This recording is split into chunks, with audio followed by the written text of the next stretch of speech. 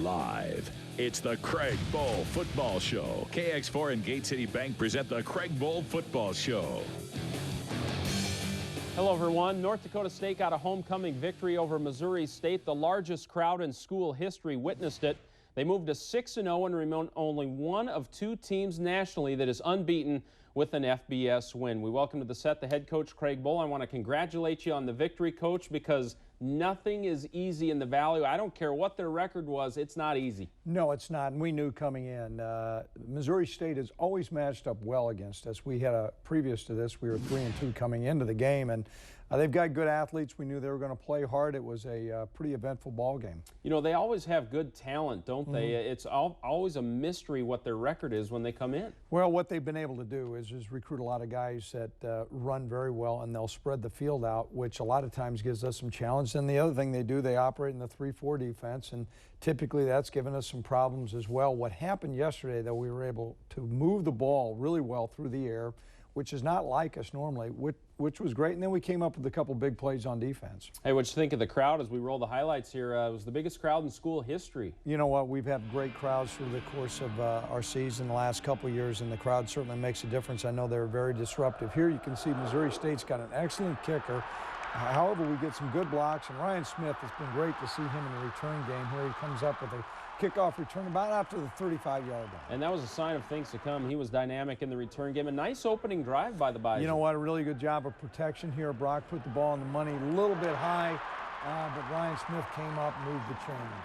But on 4th and 1, Missouri State does stop you here. You know, once again, you can see some challenges that their defense will pose. Here you can see a couple guys cross-face with some more down blocks, and they came up with a good stop goal. Defensively early, I thought a great blitz call by Chris Kleiman right here. Well, we felt like it was going to be important to give the quarterback different looks, and here you can see Travis Beck come up, and then Brian Shepard with the sack. So Missouri State went nowhere. They have to go into punt formation, and here's Mr. Ryan Smith from Wahpeton making a play. Well, it's great to have Ryan back in the return game. He's fully healthy here. We do a nice job of doing some good blocking. Ryan breaks a couple tackles and then eludes a couple guys, and then he turns on the afterburners here, coming right down the sidelines. This was an electric play in the dome. I think his elusiveness is underrated. Also, he has an extra gear at top speed. Well, he does have that excellent speed, and he's able to utilize it there. Now, the defense forces a 3-and-out, playing very well early. Well, we were doing a good job against the running game. Here you can see us closing down all the gaps and gang tackling the running back. Big plays in the passing game early for Brock Jensen, and this was something maybe you saw coming in, wasn't it? Well, we felt like we could do some things with play-action pass. Here you can see our guys doing a super job holding those blocks, and you put the ball up to number 82, he's usually going to come down with it. Held to a field goal on this drive, but it's 10-0 early, and you're really starting to create some separation. Well, early. Good job of getting some points out of the drive. We were disappointed we couldn't convert it to a touchdown, but coming up with 3 certainly is a good thing. 10-0 puts us in good position. Now their quarterback here, Harris, a very talented player. He was questionable coming in, but he did play and played well in the first half. He's given us fits the last couple of years. Here you can see they hit a little out route. We missed a tackle, and they came up with a good game. You know, a really good play here in the secondary.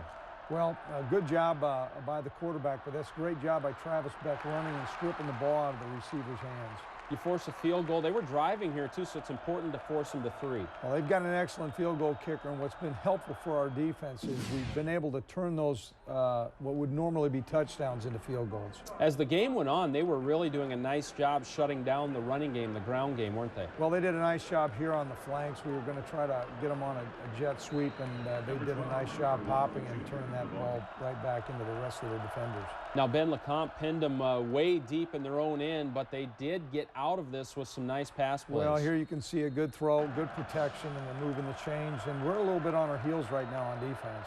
Yards after the catch on this play. Well, we're disappointed. That was a short gain, and like I said, their receivers got excellent speed, and they're on the 40-yard line, and that's not how we typically want to play defense.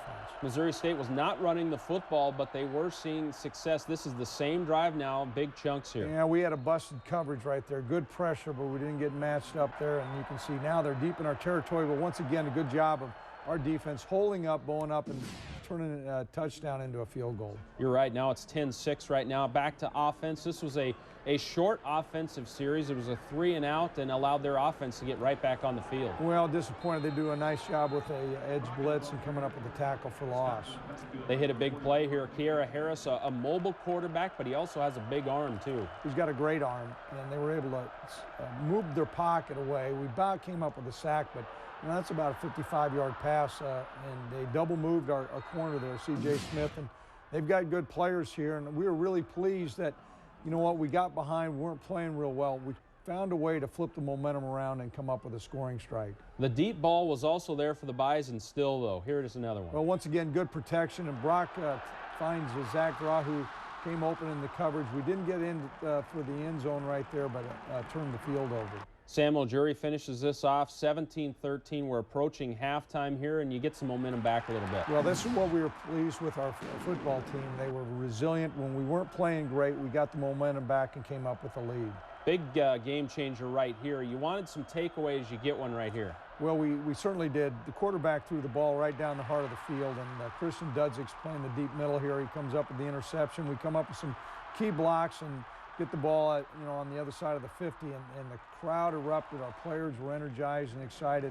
This was a big, big play. And they lost their quarterback on that play, too. Yeah, it was disappointing. You hate to see a player, and he's probably going to be done for the year. Yeah, and the total momentum change really was reflected here where you score on the very next play. Well, good job of Brock putting the ball right on the money here. You can see Zach Brock over the middle, big touchdown. As we head to the half, it was almost a career day already for Zach Vraw. 4 catches, 156 yards. Great first half for Jensen. Grant Olson off to another day at the office here. And this week, it is the much-anticipated debut of John Crockett on the Bison hot seat. You an early morning guy or a night owl? Definitely a night owl. What's the best TV show of all time? The best TV of all time has to be Hard Knocks. Do you like to go dancing on a date? I love dancing. I'm a great dancer. Facebook or Twitter? Definitely Facebook. I don't like the Twitter thing. You got to spell too much. Would you rather go to the theater or rent a movie? I definitely like to go to a theater. Yeah. If you could have any job other than football, what would it be? Probably an announcer. Do you ever look at who is calling and let it go to voicemail? Absolutely, all the time. Sorry, Mom. Would you ever go skydiving or bungee jump? You afraid of heights at all? Definitely afraid of heights. I would never do neither of those. Do you prefer talking or listening? Definitely probably listening. No, talking. Yeah. Favorite thing about Coach Bohl? It takes a chance on guys like me. How do you want Bison fans to remember you?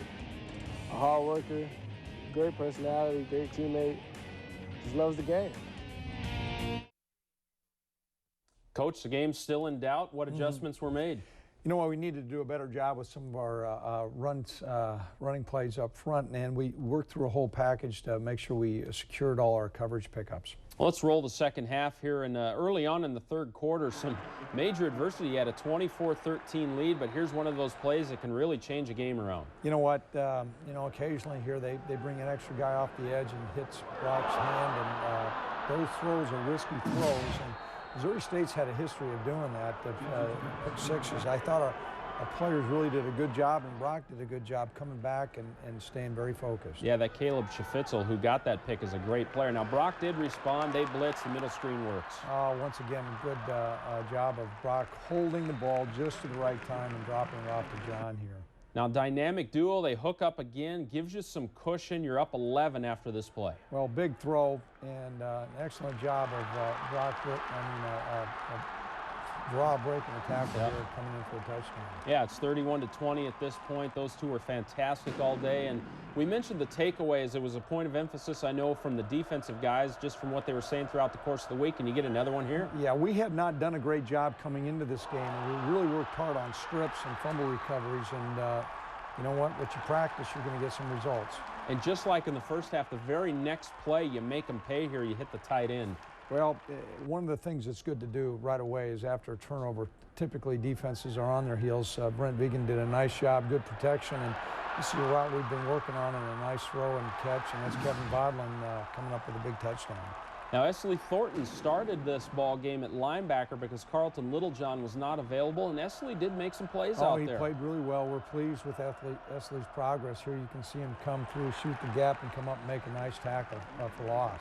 Now we move into the fourth quarter, and what do you know? The Bison are churning out yards in the ground game, much like you do in the fourth quarter. That's kind of your M.O., isn't it? Well, it certainly is, and we were really pleased that late in the game we were able to take control. Here, Sam does a nice job eluding a couple tacklers and then breaking a couple more tacklers deep in their territory.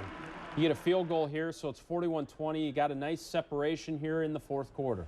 Well, we're pleased. We're disappointed we didn't come up with a touchdown there, and those are some things we need to work on, but coming up with another field goal is good.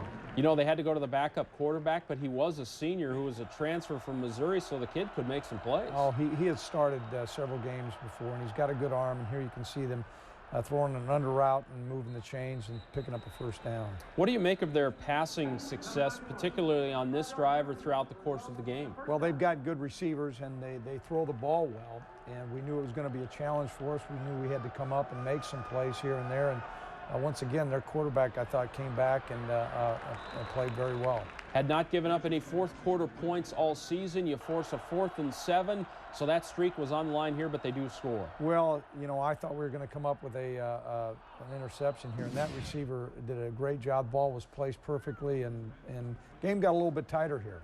You blocked the extra point, though, so it's 41-26. A good effort by the guys on this special teams. Great effort, because many times late in the game, the effort on the extra point block's not going to be there. And that had a significant impact. I think it really took a lot of the air out of their comeback. Kept it at 15 points, too, so you didn't have to sweat it too bad down the stretch there. The final 41-26. Jensen had a great day against Zach Vraw. Those two were fantastic throughout the course of the game. Crockett did end up with 67 yards. And just another day at the office for Grant Olson, double-digit tackles. Let's hear what the players had to say after the game. Whatever position, I was excited for the opportunity to contribute and be a starter. And, you know, it's too bad Carlton went down, but the next guy has to step up. So I got my opportunity and tried to make the most of it. Yeah, we saw a lot of tendencies that we knew we could take advantage of. Obviously, threw the ball deep a lot, and we knew we could take a lot of shots down the field. So we did as much as we could, and it really paid off. You know, giving up too many big plays in the secondary. The secondary, you know, we'll put it on us. We haven't been playing well, and we need to step up in that facet. And, you know, overall, we just got to do better. Last year was really just a poor performance by our entire offense, and this year we told ourselves the whole week we're not going to have the same thing happen again this year. We came out, we had one of our best practices all year, and really came out and just put the pedal to the metal all game. Zach Vraw has become such a big-time playmaker. A first for Brock Jensen earned him this week's Nodak Mutual Insurance Player of the Game. Jensen threw for 300 yards for the first time in his career. The Bison opened up the offense against a team that was shutting down the run, and Brock Jensen delivered, finishing 20 of 28 for 313 yards and 3 touchdowns. You know, I don't think a whole lot about the 300-yard deal. You know, I just try to do what's asked of me, and you know, if I get 300 yards in a game, great. If I don't, oh well. If we, you know, at the end of the day, if we win the game, I feel like, you know, that's an accomplishment, and we can move forward from there. It's one of the great things about Brock Jensen. Brent Vigen told me after the game on the radio that, you know, Brock could probably throw for 300 yards if that's how you approach the game every week, but he executes the game plan, whether that's throwing deep or running the football, doesn't he? Well, you know what, that's part of our team, and we appreciate Brock's ability to be flexible, to do what's called upon him to do. And, boy, in this game, he needed to throw the ball deep, and he put the ball where it needed to be and came up with some big, big plays. Well, the list of injuries is getting long. It's that time of year. Do you have any update for us on Marcus Williams, who did leave the game, did not play in the second half? No, we'll find out a little bit more, Jeremy, as the week comes along. You're right. This time of the year, as you get in a Valley play, you're going to have a lot of guys get injured. And so what's going to be important is that you get ready to move forward. Here you can see Mark's got a lot of ice bags going. You know, depth is important, too, and you really have developed some nice depth on this team. No matter what position it is, the next guy has to deliver, and they have been doing that. Well, that's been a big, big part of our success for the years, because you're going to sustain injuries. And when we first got into Valley play, I don't think we understood the rigors of the Valley. And so we put a plan into place to develop depth all during the course of spring football, off-season conditioning, and fall camp, because somewhere along the line, somebody's going to go down, and the next guy's got to come in and play at a high level. What makes this Brock Jensen to Zach Vrock combination so dynamic? Their timing seems to be so good, doesn't it? Well, that's without question. That's true, but a lot of it is really set up because we've been able to run the football. When you're able to run the football, that puts those defensive backs in a real vulnerable position. You can see a great job of blocking by Andrew Grothman. And there's Zach Vrock, one-on-one coverage, getting on top of the defensive backs. He's got great leaping ability. You know, I feel like, too, he gets a lot of yards after catch, spin routes. This is another deep ball, but he did a lot of spin routes where he got yards after the catch. Well, he's a big, strong guy, but he's a lot faster than what these defensive backs from Missouri State thought he was. Yeah, no question. Those two were fantastic throughout the course of the game. It was outstanding effort by Brock Jensen and Zach Vrock. Coming up on the show, we're going to talk to another unsung hero for the Bison football program, the long snapper. Never gets any press. That ends next. Welcome back to the show. He is one of those guys that doesn't show up in the stats, but he is a critical part to the team's success. Low profile, but big impact. And it's also that way off the field for long snapper Michael Murphy. Jamal Spencer has this week's Olaf Anderson Construction feature story. He's one of the most important players on the field, yet he only plays about 5 to 15 snaps per game. Blink and you might miss him. And if everything goes smoothly, you might not even know he was there. That's what we want. We don't want anybody to notice the punter. We don't want you to notice the kicker or anything like that in the snapper, because if you do, that means generally something bad has happened. Michael Murphy is the Bison long snapper. The former high school linebacker says he sees himself as sort of a Navy SEAL. No one knows who they are at first, but if they make a mistake, then everyone knows. I still get the butterflies before every game, but you know, the pressure to me is more of, am I going to let my team down with a bad snap? But I don't feel that before I snap the ball. It's more of, I hope it was a good snap as I'm running down the field. Murphy is on the money more times than not, enabling him to run downfield and make plays on the ball, something he may take more pride in than most. Anytime I make a good play or miss a play on the goal line, I get actually personally kind of upset about it, just because I don't get many opportunities on the field like everyone else does, so I want to be able to make that huge impact. And while he's helped NDSU go 6 of 7 on field goals this season and average 44 yards per punt, it's his work off the field that's given him the most joy. Murphy has spent time working with special needs children at Access of the Red River Valley in Moorhead. The kids that we work with deserve so much, and to have somebody take them under their wing like he did is extremely heartwarming for us. We really do like to see that. It's more than a job. It's changing somebody's life. The native Californian has worked with special needs kids since he was in high school and says being able to help people here in the Valley eases his homesickness. You know, knowing that people need me makes it really nice that my family is that far away, and knowing that there's other people that need me in their lives too helps out a lot. So Michael Murphy will continue to dodge the attention, taking pride in knowing that he's done his part both on and off the field. For the Craig Bohl Football Show, I'm Jamal Spencer. Always one of those underrated positions, the long snapper. Like A.J. Cooper said, you never notice they're there until something bad happens, and you don't really notice anything with Michael because he's good at his job. 4-year starter. He's done a tremendous job. He's on point. He's very focused. Our special teams are playing at a high level. Murph's a big reason why. In this week's future crop of Bison, another rising star is emerging from the stellar 2013 recruiting class. The Bison lose a lot of defensive tackles after this season, but remember this name, Nathan Tanguay out of Wisconsin, who is redshirting this season, is a big-time prospect. He had tons of recruiting interest, but it was the sense of team that drew him to NDSU. From what I saw from other places I went, that college football was really different than high school, from the point that no one, that was more separate individual gameplay. But when I came here, from what they talked about, it was really like all about team. You know, you got to help each other out, protect the team, do whatever you can, and especially during fall camp, that's what it was. I mean, it's pick each other up, and it's all on you. You have to rely on your teammate to get you through that. He looks like a great prospect, doesn't he? Tell us about Tanguay. Big upside. He's a big, strong, physical guy that's very athletic. And, you know, we really appreciate the fact these guys get bought into Bison Pride and what being a team player is all about. We're really excited about it. If you're good at the defensive tackle position, you're probably going to be pretty good on defense. Exactly. Well, there's a huge game this week. Southern Illinois, who beat Northern Iowa yesterday. Well, we're going to talk about that matchup coming up. It's time for another game-changing play in history. Presented by Pioneer brand T-Series soybeans. Be a game changer. Jensen surveys the defense. Long snap count. Takes the snap. Gives to Lang. Up the middle. Touchdown, Derek Lang! And the Bison are an extra point away from tying this game. Bye, oh bye! Be a game changer. Plant Pioneer brand T-Series soybeans. From DuPont Pioneer. Well, that play from Langer was against Southern Illinois last year, tied the game, and let's move into this matchup. A look at the standings, and Southern Illinois has moved themselves into a pretty good position here with only one conference loss. You know what? They were down a little bit on the mat, but Dale Lennon does a great job coaching them. They've always been a tough opponent for us.